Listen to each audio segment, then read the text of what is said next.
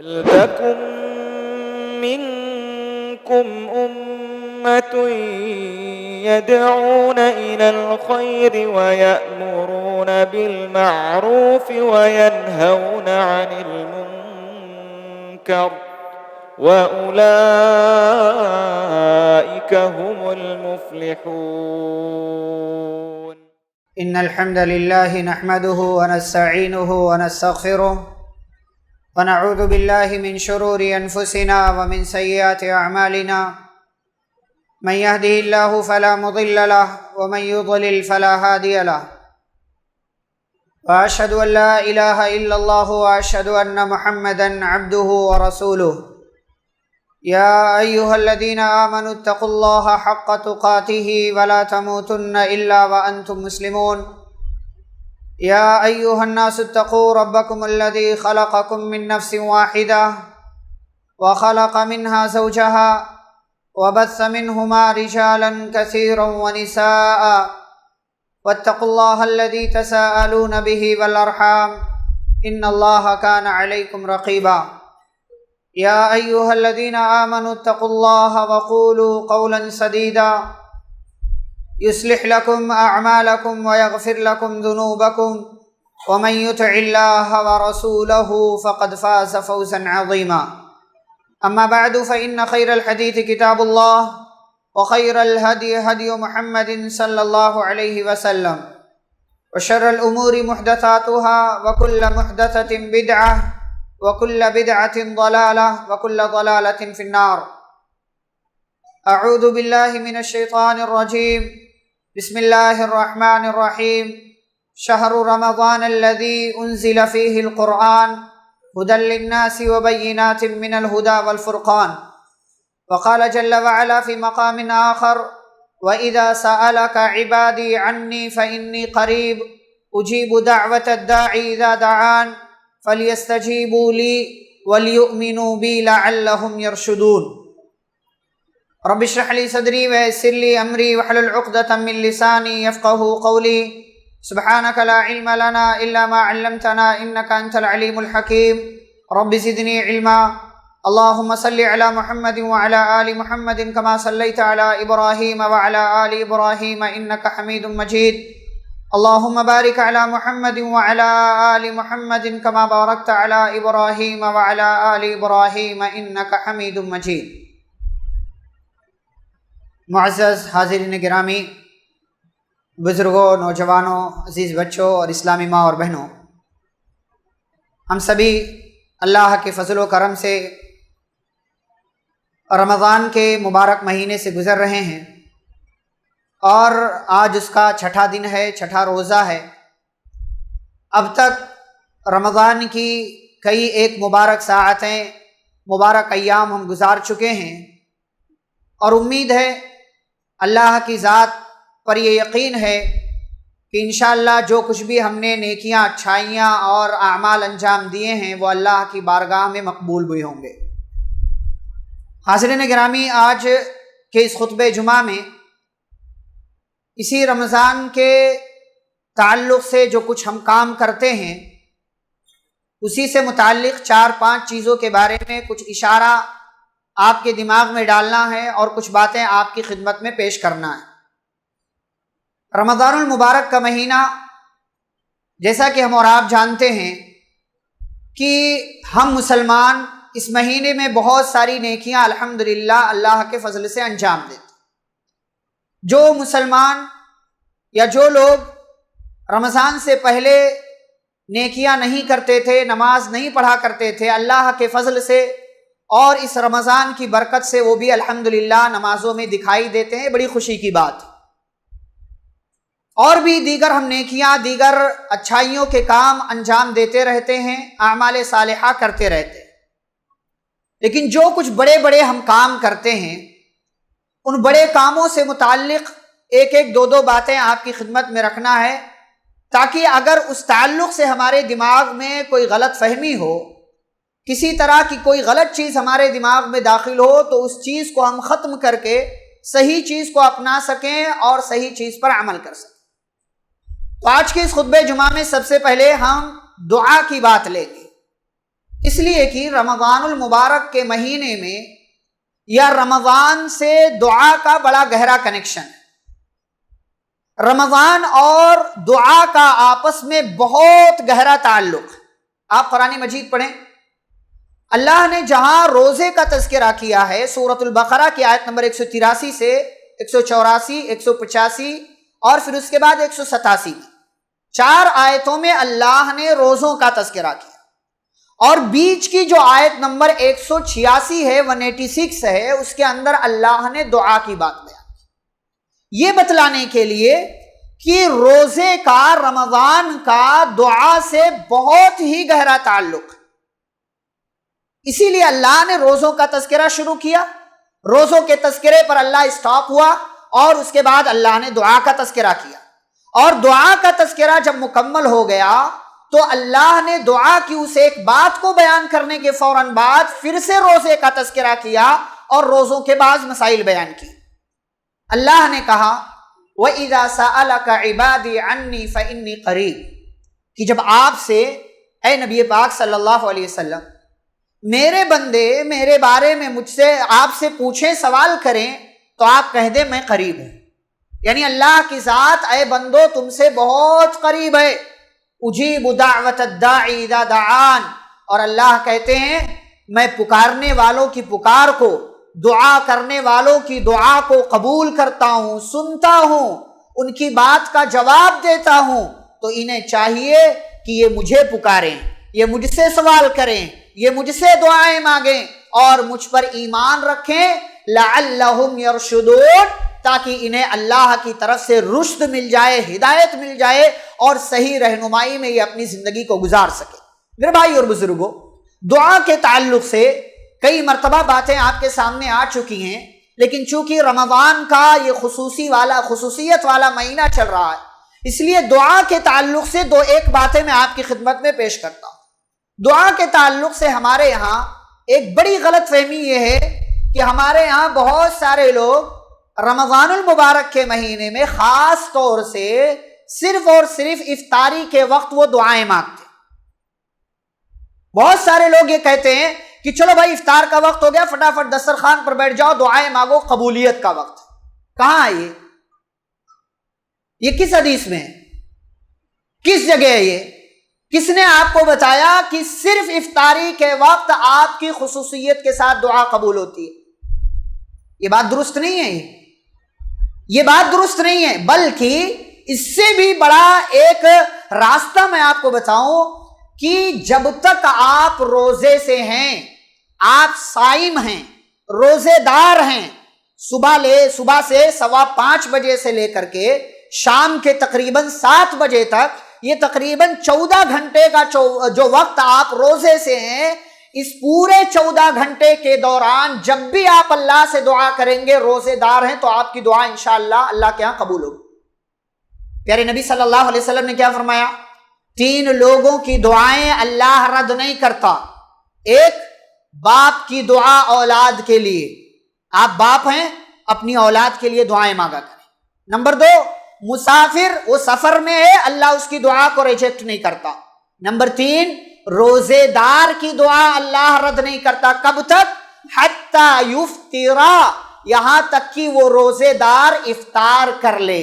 یعنی جب تک آپ روزے کی حالت میں ہیں، روزے کی حالت میں رہ کر کے آپ اللہ سے جب بھی دعا کریں گے، خلوص نیت کے ساتھ، محبت کے ساتھ، یقین کے ساتھ، دعا کے تمام آداب اور شرطوں کا خیال رکھ کے اگر آپ روزے سے ہیں تو پیارے نبی صلی اللہ علیہ وسلم کا وعدہ ہے اللہ آپ کی دعا کو رد نہیں کرے گا۔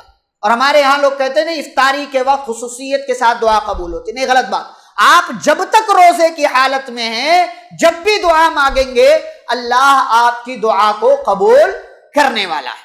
یہ ایک بات۔ اسی طریقے سے یہ رمضان کا مہینہ جو ہے، ہمارے ہاں بہت سارے لوگ اس بات کو بھی پھیلاتے ہیں، منتشر کرتے ہیں کہ رمضان کا پہلا عشرہ رحمت کا ہے، دوسرا مغفرت کا ہے اور تیسرا جہنم سے آزادی کا ہے۔ یہ بھی غلط بات ہے، یہ بھی غلط بات ہے۔ اگر آپ عشرے میں 10 دن میں 10 دن میں اللہ کی رحمت آپ بٹوا رہے ہیں، 10 دن میں اللہ کی مغفرت بٹوا رہے ہیں، 10 دن میں جہنم سے آزادی کا پروانہ آپ دلا رہے ہیں۔ تو گویا آپ اللہ کی رحمت کو، اس کی مغفرت کو، جہنم سے آزادی کو آپ قید کر رہے ہیں، آپ اللہ کی صفت کو قید کر رہے ہیں، جبکہ اللہ رب العالمین کی صفت مقید نہیں ہے۔ اس کی رحمت، اس کی مغفرت ہر دور میں، ہر زمانے میں، ہر ٹائپ کے بندوں کے لیے۔ آپ اللہ سے رحمت مانگیں، رحمت ملے گی، مغفرت مانگیں، مغفرت ملے گی، جہنم سے آزادی مانگیں، جہنم سے آزادی ملے گی۔ تو اس کو عشرے میں بانٹ دینا، یہ روایت درست نہیں ہے، یہ بات صحیح سند سے ثابت نہیں ہے، لہٰذا اس کو آپ اپنے دماغ سے نکال دیں۔ مزید یہ سنن ابن ماجہ کی حدیث ہے، پیارے رسول صلی اللہ علیہ وسلم نے ایک لمبی حدیث میں کئی ایک باتوں کا تذکرہ کرنے کے بعد آپ نے فرمایا وَلِلَّهِ عُتَقَاءُ مِنَ النَّارِ وَذَلِكَ فِي كُلِّ لَيْلَةٍ، کہ اس رمضان اللہ اپنے بہت سارے بندوں کو جن کے نام پر جہنم کا لیبل لگ چکا تھا، اللہ اس مہینے کے اندر ایسے بہت سے جہنمیوں کو جہنم سے آزاد کرتے ہیں۔ 1 دن ہوتا ہے، 1 ہفتے ہوتا ہے، 10 دن ہوتا ہے، نہیں، وَذَلِكَ فِي كُلِّ لَيْلَةٍ، اللہ رب العزت ایسا رمضان کی ہر رات میں کرتے ہیں کہ رمضان کی ہر رات میں اللہ اپنے بہت سارے بندوں کو جہنم سے آزاد کرتے ہیں۔ ہمارے ہاں بہت سارے بھائی، نادان بھائی، یہ کہتے نہیں آخری عشرہ جو ہے وہ جہنم سے آزادی کا ہے، پہلا 2 عشرہ ایک رحمت کا، ایک مغفرت۔ آپ اللہ کی رحمت کو قید نہ کریں، اس طرح کی باتوں کو معاشرے میں بیان نہ کریں۔ اللہ کی رحمت مقید نہیں ہے، اللہ کی صفات مقید نہیں ہے، اللہ ہر دور میں، ہر زمانے میں ہماری باتوں کو سنتا ہے۔ اچھا، اگر آپ جہنم سے آزادی چاہتے ہیں، رحمت چاہتے ہیں، اللہ کی مغفرت چاہتے ہیں، تو ایک بڑا سہارا کیا لینا پڑے گا آپ کو؟ دعا کا سہارا لینا پڑے گا آپ کو۔ آپ کو اللہ کی رحمت چاہیے، اللہ سے دعائیں مانگیں، اللہ کی مغفرت چاہیے، اپنے گناہوں کو اللہ کے سامنے پیش کر کے اللہ سے دعا کریں۔ جہنم سے آزادی چاہیے، آپ اللہ سے دعا کریں کہ اللہ آپ کا نام جہنم سے آزادی پانے والوں کی لسٹ میں لکھ لے۔ آپ دعا کرتے رہیں گے، اللہ آپ کی دعا کو قبول کرے گا، اس لیے کہ ایک تو آپ روزے کے مہینے میں ہیں، روزے دار ہیں، اور دوسرے یہ کہ اللہ کا خود وعدہ ہے میرے بندے جب مجھے پکارتے ہیں، مجھ سے دعائیں کرتے ہیں تو میں ان کی دعاؤں کو قبول کرتا ہوں، لہٰذا ہمیں دعا کا سہارا لینا چاہیے۔ تیسری بات دعا کے حوالے سے، اور وہ یہ کہ ہم اور آپ یہ نہ سوچیں کہ ہماری دعائیں قبول ہوں گی کہ نہیں ہوں گی۔ ہمارا کام دعا مانگنا، ہمارا کام مانگتے جانا ہے۔ وہ رب ہماری پکار کو سن رہا ہے، سنتا ہے، یہ اس کا وعدہ ہے، وہ ہماری پکار کو سنتا ہے۔ ہمارا کام مانگتے جانا ہے، مانگتے جانا ہے۔ وہ کیسے، کب، کن حالات میں، کس طریقے سے پورا کرے گا یہ اس کو پتا ہے، یہ اس کو معلوم ہے، اور آپ کی اس دعا کو کس شکل میں قبول کر کے آپ کی نظروں کے سامنے لائے گا یہ اسے اچھی طریقے سے معلوم ہے۔ ہمارا کام مسلسل مانگتے جانا ہے، اور یہ رمضان کا خوبصورت مہینہ ایک بہترین موقع ہے اللہ رب العزت سے وہ تمام چیزیں مانگنے کا کہ جو چیزیں آپ کے دماغ میں ہیں، جو جائز ہیں، جو نیک ہیں، آپ ان ساری چیزوں کو رب کے سامنے رکھ کر کے اس کو راضی کر لیں اور اس سے دعائیں مانگتے رہیں۔ یہ دعا کے تعلق سے 3 باتیں، آگے بڑھیں گے۔ قرآن کے تعلق سے 2-3 باتیں میں آپ کے سامنے رکھوں گا۔ دیکھیں، رمضان یہ قرآن کا مہینہ ہے، اسی مہینے میں قرآن نازل ہوا۔ لوح محفوظ سے جو اللہ کے پاس ایک جگہ ہے جہاں کسی کی پہنچ نہیں ہے، وہاں یہ قرآن محفوظ تھا۔ اللہ نے وہاں سے یہ آسمان دنیا پر جو آسمان ہم کو دکھائی دیتا ہے، یہاں پر قرآن اسی رمضان کی ایک رات میں، جسے ہم شب قدر کہتے ہیں، اس میں نازل کیا، اور آسمان دنیا سے اس دنیا کے اندر پیارے نبی صلی اللہ علیہ وسلم پر 22 سال کی مدت میں اللہ نے ضرورت کے مطابق پورا قرآن نازل کیا۔ اب یہ قرآن ہمارے لیے ہے، ہم قرآن کے مخاطب ہیں، قرآن کی باتوں پر ہمیں عمل کرنا ہے، قرآن کی باتوں کو اپنی زندگی میں شامل کرنا ہے۔ رمضان کا مہینہ آتا ہے، بہت اچھی بات ہے کہ ہم قرآن سے اپنے آپ کو جوڑ لیتے ہیں۔ چلیں ٹھیک ہے، 11 مہینے آپ نہیں جڑے، لیکن کم از کم اس مہینے میں آپ جڑ جاتے ہیں، حالانکہ پورے 12 مہینے جڑنا چاہیے۔ صرف رمضان کے لیے قرآن نہیں آیا، پورے 12 مہینے جڑنا چاہیے، لیکن چلیں کم از کم اس مصروفیت والی زندگی میں آپ اس رمضان قرآن اٹھا کر کچھ پڑھتے ہیں، کچھ جاننے کی، کچھ سیکھنے کی کوشش کرتے ہیں۔ چلے قرآن کے تعلق سے میں چند باتیں آپ کے سامنے رکھتا ہوں۔ سب سے پہلی بات ان لوگوں کے بارے میں جو قرآن پڑھنا جانتے ہیں، ان کے تعلق سے میں کچھ باتیں کروں گا۔ آپ قرآن پڑھنا جانتے ہیں، الحمدللہ، قرآن پڑھیں، قرآن کی تلاوت کریں، اور اسی طریقے سے کم از کم اس مہینے میں 1 مرتبہ مکمل، 2 مرتبہ یا اس سے زیادہ جتنی بار آپ چاہیں مکمل قرآن مجید تلاوت کر لیں۔ یہ ان لوگوں کے لیے جو پڑھنا جانتے ہیں۔ اچھا، اسی طریقے سے اس میں جو لوگ پڑھنا جانتے ہیں ان کے لیے ایک اور بات کہ آپ کم از کم قرآن سے کچھ نیا یاد کرنے کی کوشش کریں اس رمضان ہی سے۔ آپ پڑھنا جانتے ہیں قرآن کا حق ادا کریں، کچھ نیا یاد کریں آپ اس قرآن سے۔ یہ بات ہوئی پڑھنے والوں کے تعلق سے بطور نصیحت۔ دوسری بات ان لوگوں کے تعلق سے جن کو قرآن پڑھنا نہیں آتا، جن کو قرآن پڑھنا نہیں آتا، تو دیکھیں ہمارے یہاں بہت سارے لوگوں سے اگر یہ کہیں کہ چاچا قرآن پڑھو تو کہتے ہیں کہ پڑھنا نہیں آتا۔ چلے ٹھیک ہے، پڑھنا نہیں آتا ایک عذر ہے، لیکن کب تک؟ سیکھیں نا، قرآن سیکھنے کی کوشش تو کریں۔ کہتے ہیں ہم ان سے کہیں کہ چچا قرآن سیکھیں، پر اس عمر میں کون سیکھتا ہے؟ اس عمر میں کون سیکھے؟ اس عمر میں آپ ساری چیزیں سیکھ سکتے ہیں۔ ضرورت، موبائل چلانا نہیں جانتا تھا کوئی، موبائل آئی، ضرورت بری، سارے لوگ سیکھ گئے۔ ہم نے قرآن کو اپنی زندگی کی ضرورت سمجھا ہی نہیں، اسی لیے ہم نے سیکھا ہی نہیں۔ ضرورت کے تحت ساری چیزیں ہم نے سیکھ لی۔ بچہ چھوٹا ہوتا ہے کچھ نہیں جانتا، بڑا ہوتا ہے چلنا سیکھتا ہے، پڑھنا سیکھتا ہے، بولنا سیکھتا ہے، کھانا سیکھتا ہے، دوڑنا سیکھتا ہے، بھاگنا سیکھتا ہے، ساری چیزیں سیکھتا ہے۔ وہ گاڑی چلانا اس کو نہیں آتا، گاڑی چلانا سیکھ لیتا ہے۔ اور بڑا ہوتا ہے تجارت کرنا نہیں آتا، تجارت کرنا سیکھ لیتا ہے۔ اور بڑا ہوتا ہے اسے لوکل ٹرینوں میں اور دنیا جہان کے بارے میں علم نہیں ہوتا، ساری چیزیں جانتا ہے۔ اور بڑا ہوتا ہے اور دیگر ساری چیزیں سیکھتا ہے۔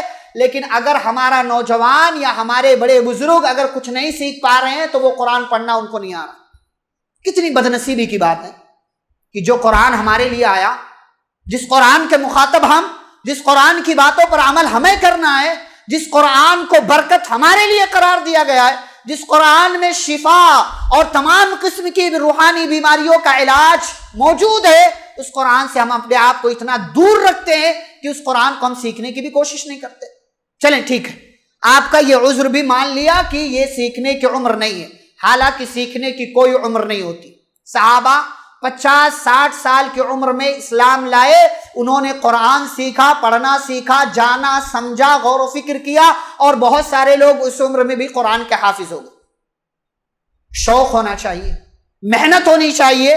آپ اسے اپنی زندگی کی ضرورت سمجھیں گے تو گرچہ آپ کی زندگی کا 1 سال باقی ہے، لیکن آپ قرآن مجید ضرور پڑھنا سیکھیں گے، سیکھنے کی کوشش کریں گے۔ چلے مان لیا آپ کو پڑھنا نہیں آتا، آپ سیکھ بھی نہیں رہے، تو 2 آپشن میں آپ کو دیتا ہوں، 2 آپشن میں آپ کو دیتا ہوں۔ ایک آپشن یہ کہ آپ کے گھر میں بیٹا ہوگا، بیٹی ہوگی، ماں، بیوی، بہن، بھائی، جو کوئی بھی، اس کو پڑھنا آتا ہوگا، اسے قرآن کی تلاوت کرنا آتا ہوگا۔ آپ اپنے بیٹے کو بلائیں، بیٹا آپ قرآن پڑھ رہے ہو، مجھے بھی پڑھ کر سناؤ، مجھے بھی پڑھ کر سناؤ۔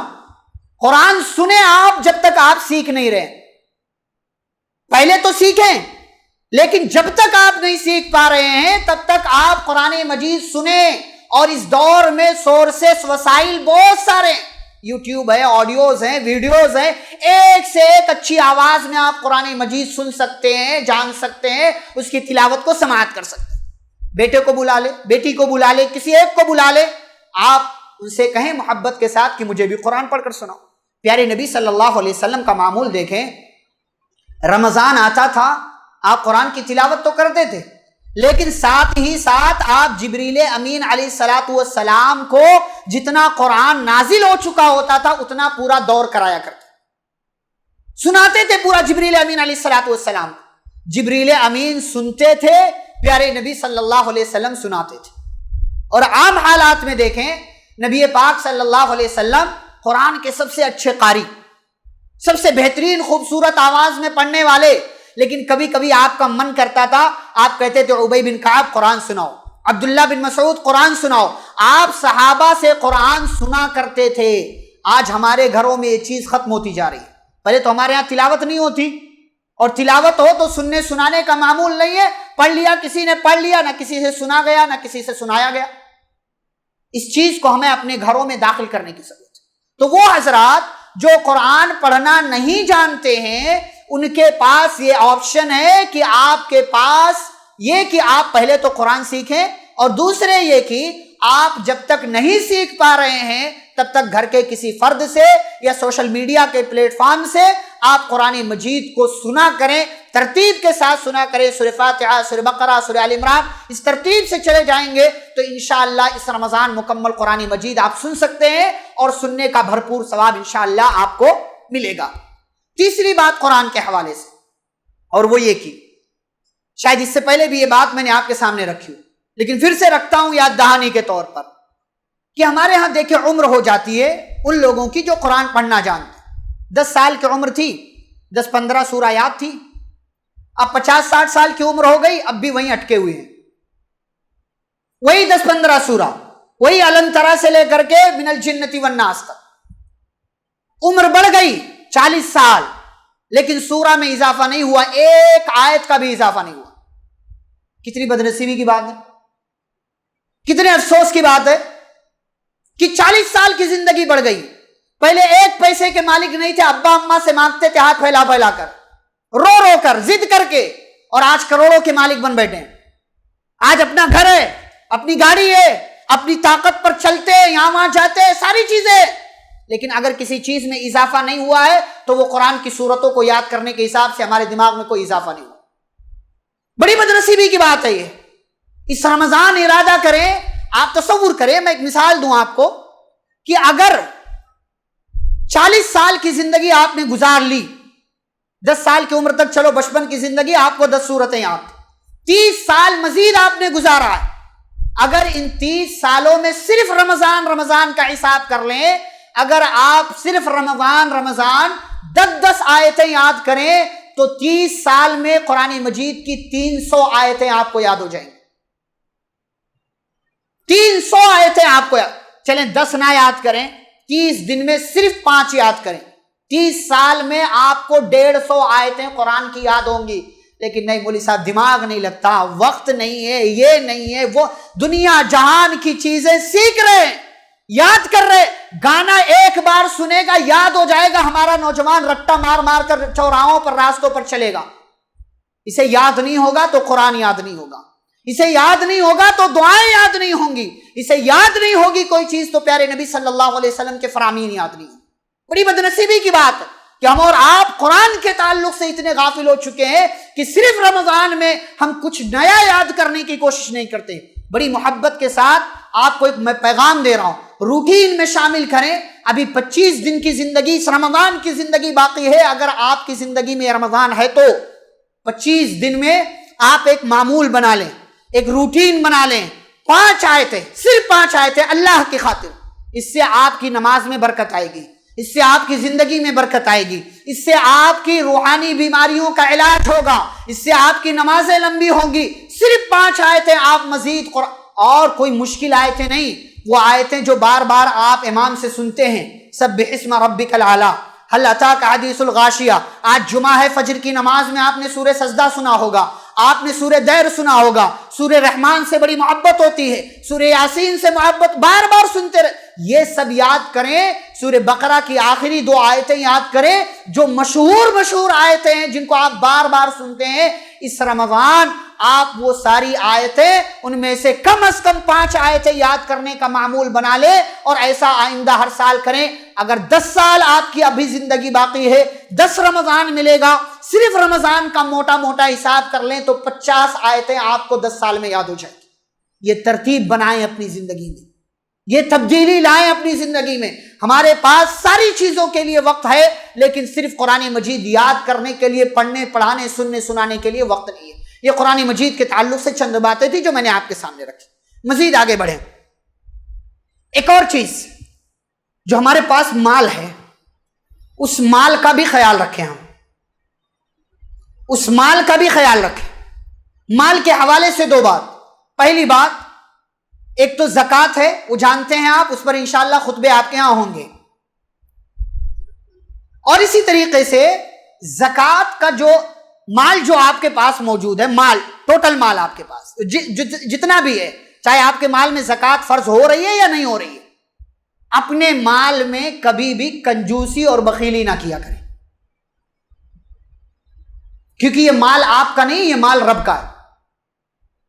اللہ نے کہا پارہ نمبر 4 میں وَلَا يَحْسَبَنَّ الَّذِينَ يَبْخَلُونَ بِمَا آتَاهُمُ اللَّهُ مِنْ فَضْلِهِ هُوَ خَيْرًا لَهُمْ۔ اللہ نے کہا کہ جن لوگوں کو اللہ نے اپنے فضل سے مال دے رکھا ہے نا، وہ اس مال میں کنجوسی کرتے ہیں تو اس کنجوسی کو اپنے لیے اچھا نہ سمجھے کہ میں بڑا اچھا کر رہا ہوں، میرے پاس تو مال جمع رہے گا، بل هو شر لهم۔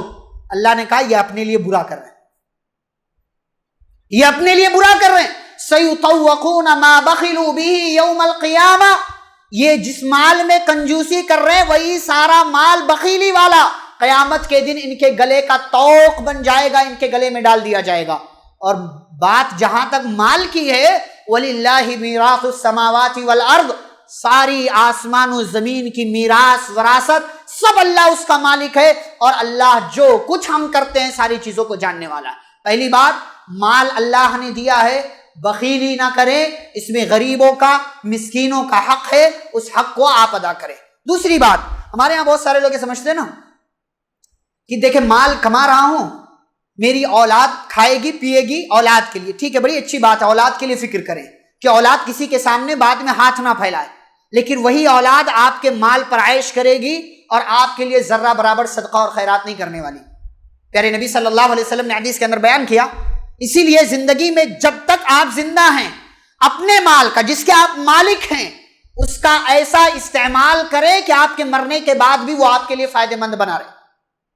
پیارے نبی صلی اللہ علیہ وسلم نے فرمایا مال 3 ٹائپ کا ہوتا ہے، انسان کہتا میرا مال میرا مال، کیا اس کا مال؟ مال اس کا صرف 3 ٹائپ کا ہے۔ نمبر 1، ما اکل فافنا، کھا لیا کھا کر ختم کر دیا، کھا لیا کھا کر ختم، جو کچھ بھی آپ نے کھایا، گوشت مٹن چکن سبزی جو کچھ بھی آپ نے کھایا کھا کر ختم کر دیا، خلاص وہی آپ کا ہے۔ نمبر 2، ما لبس فابلا، آپ نے اچھی سے اچھی کمپنی کا برانڈڈ آپ کپڑا لے کر کے آئے، اپنی ضرورت کے اپنی طاقت کے حساب سے آپ نے پہن لیا، پہن کر پرانا کر دیا، یہ آپ کا ہے۔ اور نمبر 3، او اعطا فاقتنا، یا آپ نے اللہ کے راستے میں دے دیا، اللہ نے اس کو اسٹور کر کے رکھ لیا۔ وما سوا ذالک، اور ان 3 ٹائپ کے مال کے سوا جو ہے وہ فَهُوَ ذَاهِبٌ، وہ یہیں رہ جانے والا ہے، وَتَارِكُهُ لِلنَّاسِ، اور انسان اس کو بقیہ لوگوں کے لیے چھوڑ کر اس دنیا سے چلا جانے والا۔ کتنی افسوس کی بات ہے کہ آپ نے کمایا 1 کروڑ، آپ دنیا سے چلے گئے، اس میں سے کچھ بھی خرچہ نہیں کیا، آپ کی اولاد اس مال کو چاہے گی تو تقسیم کرے گی، یا ظلم کر کے بڑا والا لے لے گا، یا آپ کے سارے بیٹے لے لیں گے، اور اس کے بعد وہ اپنی زندگی میں مست ہو جائیں گے، بھول جائیں گے کہ کوئی ابا بھی تھا، کبھی یاد آ گئے تو دعا کر لیا، نہیں تو کون پوچھتا ہے۔ آپ کا مال آپ کے لیے فائدے مند بنائیں، مسجد میں لگائیں، اس کو لگائیں، مسجد میں اس کو، مدرسوں میں دیں اس کو، اپنی زندگی کے اندر اپنے مال کو صدقہ جاریہ بنا لے۔ یہ مال تبھی آپ کے لیے فائدے مند بنا جائے گا، یہ مال تبھی آپ کے لیے مال کمانا کوئی بری چیز نہیں ہے، اللہ نے بہت جگہوں پر تعریف کی، زُيِّنَ لِلنَّاسِ حُبُّ الشَّهَوَاتِ مِنَ النِّسَاءِ وَالْبَنِينَ وَالْقَنَاطِيرِ الْمُقَنطَرَةِ مِنَ الذَّهَبِ وَالْفِضَّةِ الْمَالُ وَالْبَنُونَ زِينَةُ الْحَيَاةِ الدُّنْيَا۔ اللہ نے مال وغیرہ کی محبت کو برا قرار نہیں دیا، لیکن مال کی محبت کے چکر میں اس مال میں اتنے مست ہو جائیں کہ اس مال کو صرف دنیا کا حصہ سمجھ لیں، اس سے اپنی آخرت کا کوئی حصہ نہ بنائیں، تو آپ کے اوپر افسوس ہے کہ آپ کے پاس مال ہوتے ہوئے بھی آپ اس کو آخرت کے لیے فائدے مند نہیں بنا سکتے۔ آپ ابھی زندہ ہیں، اس مال کو اللہ، میں یہ نہیں کہہ رہا کہ آپ اپنا سارا مال لگا دیں ابو بکر صدیق رضی اللہ عنہ کی طرح، عمر فاروق رضی اللہ عنہ کی طرح، عثمان غنی کی طرح، نہیں، یہ تقاضا آپ سے اسلام نہیں کرتا۔ یہ تو بڑی عظیمتوں کا کام ہے، جن کو کرنا ہوتا ہے کر جاتے ہیں، صحابہ نے کیا, جنگ تبوک میں لا کر کے پورا مال دے دیا. نبی نے پوچھا ابو بکر کیا چھوڑا ہے گھر میں؟ کہا اللہ اور اس کے رسول صلی اللہ علیہ وسلم کو چھوڑا. عمر سے پوچھا کیا چھوڑا؟ کہا اللہ کے نبی صلی اللہ علیہ وسلم آدھا مال گھر میں ہے, آدھا مال آپ کے پاس لے کر کے آ گیا. عثمان غنی رضی اللہ عنہ نے تقریباً 4.5 یا 5.5 کلو سونا پیارے نبی صلی اللہ علیہ وسلم کی خدمت میں لا کر کے پیش کیا. 39.5 کلو چاندی پیارے نبی صلی اللہ علیہ وسلم کو دی. 800 اونٹ مع ساز و سامان کے نبی کو دیا. 100 گھوڑے سامان کے ساتھ نبی کو دیا. اور نبی نے اسی موقع پر عثمان غنی کے تعلق سے فرمایا عثمان آج کے بعد کوئی عمل نہ کریں, جنت ان کا انتظار کر رہی ہے. یہ عظیمتوں کے کام ہیں, یہ بڑے بڑے لوگوں کے کام ہیں. میں آپ سے یہ نہیں کہتا آپ اپنا سارا مال اللہ کے راستے میں دے دیں, لیکن کم از کم اس زندگی میں جو مال آپ کے پاس ہے اس کو آپ آخرت کے حساب سے اپنے لیے فائدے مند تو بنا لیں. ہمارے ہاں بہت سارے لوگ, افسوس کی بات یہ کہ جتنی زکوٰۃ فرض ہو رہی ہے اتنی زکوٰۃ بھی نہیں نکالتے ہیں. بھائی 1 کروڑ کے آپ مالک ہیں, صرف پیسے کی بات میں کر رہا ہوں. 1 کروڑ کے اگر آپ مالک ہیں, 2.5 لاکھ آپ کے مال میں وہیں پر زکوٰۃ نکل رہی. بقیہ تجارت چھوڑ دیں, بقیہ آپ دیگر اور چیزیں چھوڑ دیں, لیکن صرف آپ کے پاس اگر 1 سال تک 1 کروڑ روپیہ ہے, رہ گیا ہے سیونگ, تو اس پر 2.5 لاکھ روپے زکوٰۃ نکلتی. اور اگر اسلام نے غریبی کا علاج اسی زکوٰۃ کے سسٹم کو قرار دیا تھا, اس سے غریبوں کا بھلا ہوگا, محتاجوں کا بھلا ہوگا, لیکن مالداروں نے وہ سارا مال اپنے پاس رکھ کر کے غریبوں کا حق غریبوں تک نہیں پہنچایا, غریبوں کا حق نہیں پہنچایا غریبوں تک. اسی لیے جو مالدار ہے وہ مالدار بنتا چلا جا رہا ہے, اور جو غریب ہے وہ غریب سے غریب تر بنتا چلا جا رہا ہے. اگر اسی اپنے ملک کی بات کر لے, 20 سے 25 کروڑ مسلمان, چلیں زیادہ کی بات نہیں کرے, صرف 50 لاکھ کی بات کرے کہ 50 لاکھ لوگوں پر زکوٰۃ فرض ہوتی, صرف 50 لاکھ, ان کا موٹا موٹا آپ حساب کر لیں, اتنا مال نکلے گا کہ اس سے اس ملک کے اندر مسلمانوں کے اندر جو غریبی وہ غریبی دور ہو سکتی. اتنا مال نکلے گا. مال کی کمی ہمارے یہاں نہیں ہے, مال ہمارا مسئلہ نہیں ہے, لیکن مال کو خرچ کیسے کیا جا رہا ہے, کیسے کیا جانا چاہیے, یہ ہمارے سماج کا سب سے بڑا مسئلہ ہے. ہم تو اپنی پہچان کے حساب سے جس کو چاہتے ہیں دے دیتے ہیں. بڑی اچھی بات ہے, شریعت کہتی ہے کہ رشتہ داروں کا زیادہ خیال رکھو, کہ اس لیے کہ رشتہ داروں پر خرچ کرو گے تو ڈبل ثواب ملے گا. ایک رشتہ داری جوڑنے کا, دوسرا خرچ کرنے کا, ڈبل ثواب آپ کو ملے گا. لیکن اس مال کو کیسے, کہاں, کس طریقے سے خرچہ کرنا ہے, یہ آپ کی ذمہ داری ہے. یہ علماء کی ذمہ داری نہیں ہے کہ مدرسوں کے لیے آپ کے پاس چندہ لینے آئیں. زکوٰۃ آپ کے مال میں نکل رہی ہے تو آپ کو پہنچانا ہوگا کہ کہاں تک اس کو پہنچایا جائے. پورا سسٹم, پورا نظام شریعت نے دیا ہے, یہ آپ کی ذمہ داری ہے. اور اگر کوئی آپ کے دروازے تک نہیں پہنچا تو آپ اللہ سے یہ شکایت نہیں کر سکتے اللہ ہمارے ہاں کوئی نہیں آیا اس لیے ہم نے زکوٰۃ نہیں نکالا. اللہ آپ کو پکڑے گا. اللہ آپ, تو اسے جو مال ہے آپ کے پاس, یہ مال بظاہر بڑی اچھی چیز ہے. اس مال کو آپ اپنے لیے فائدے مند بنا سکتے ہیں, اور چاہے تو آپ اپنے لیے نقصان دہ بنا لیں. ایک مشہور حدیث ہے, غریب صحابہ مدینے کے پیارے نبی صلی اللہ علیہ وسلم کے پاس آئے اور کہنے لگے اللہ کے نبی صلی اللہ علیہ وسلم, ذهب اہل الدثور بالاجور, کہا کہ مالدار ہم سے ثواب میں آگے بڑھ گئے. پیارے نبی صلی اللہ علیہ وسلم نے فرمایا کیا بات؟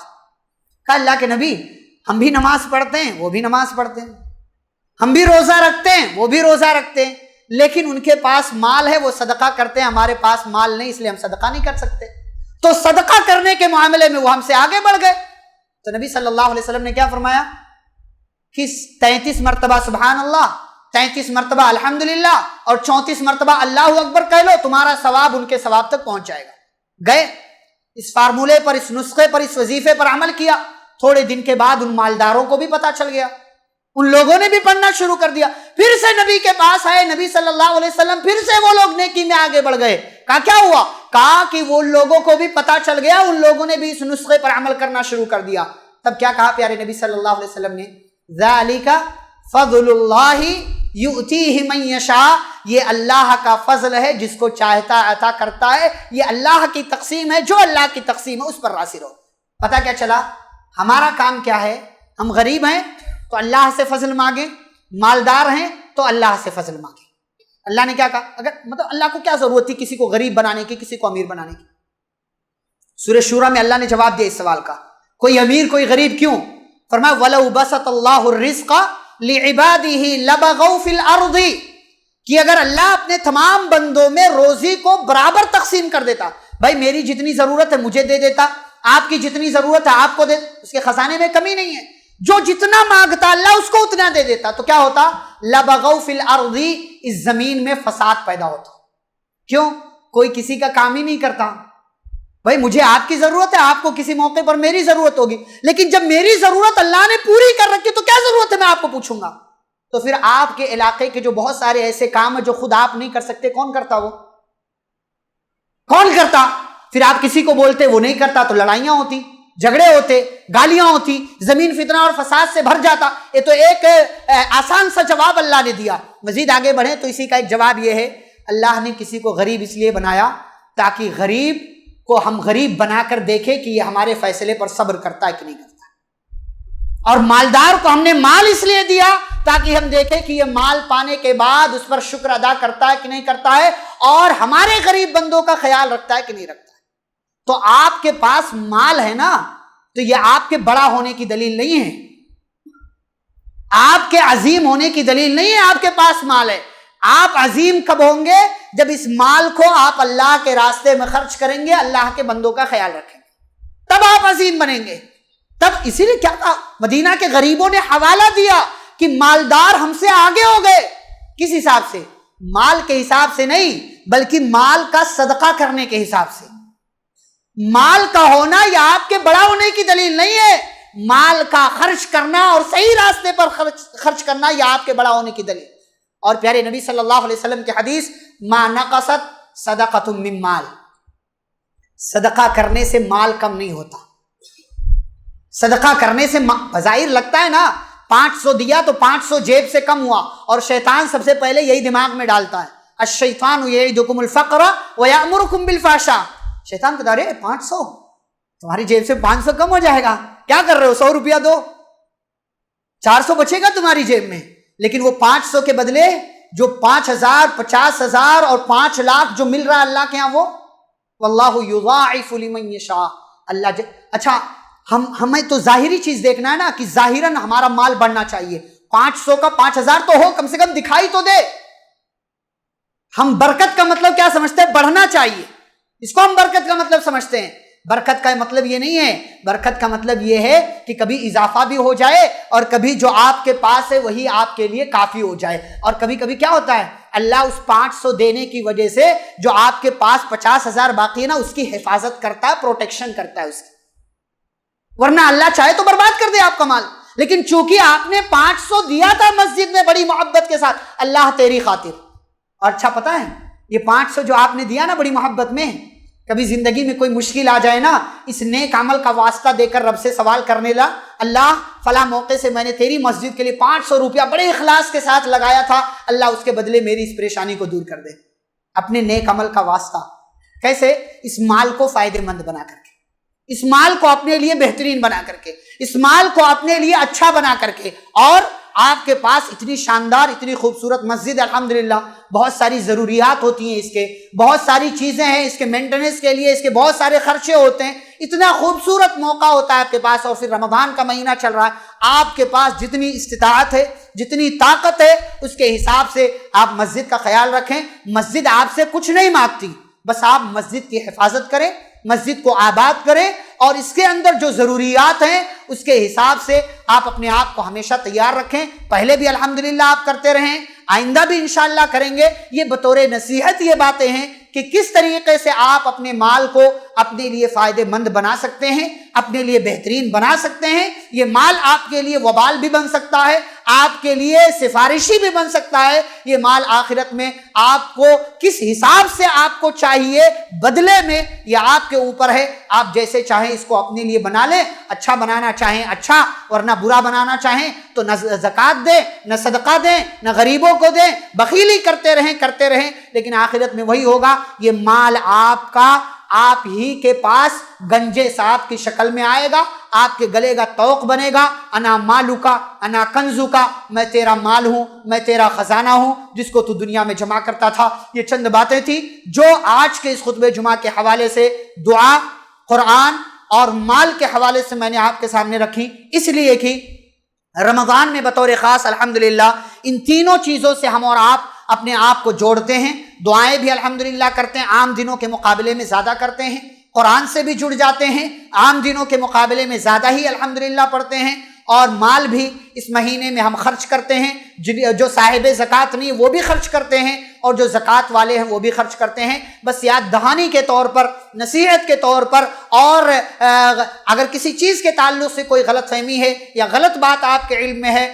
تو اس حوالے سے آپ کے سامنے ان تین چیزوں کے تعلق سے الگ الگ باتیں رکھی گئیں۔ اللہ رب العزت سے دعا ہے کہ اللہ اس رمضان جو کچھ بھی ہم نیکیاں کر رہے ہیں، ہم نے کر لی ہیں یا آئندہ ہم کریں گے، اللہ ہماری ان تمام نیکیوں کو قبول فرما۔ اللہ جو بھی ہم دعائیں مانگتے ہیں اللہ ہماری دعاؤں کو قبول فرما۔ مولا کریم جو بھی قرآن کی ہم تلاوت کر رہے ہیں اللہ اس قرآن کی تلاوت کو ہمارے لیے قیامت کے دن ہمارے حق میں شفاعت کرنے والا بنا۔ مولا تو ہمارے پاس جو کچھ بھی مال ہے اللہ اسے دنیا اور آخرت میں ہمارے لیے فائدہ مند بنا۔ رب العالمین جب تک مجھے اور آپ کو اس دنیا میں زندہ رکھے، اسلام اور ایمان پر زندہ رکھے، خاتمہ ہو تو خاتمہ بالخیر ہو۔ وصلی اللہ تعالی علی نبینا محمد وعلی آلہ وصحبہ اجمعین برحمتک یا ارحم الراحمین۔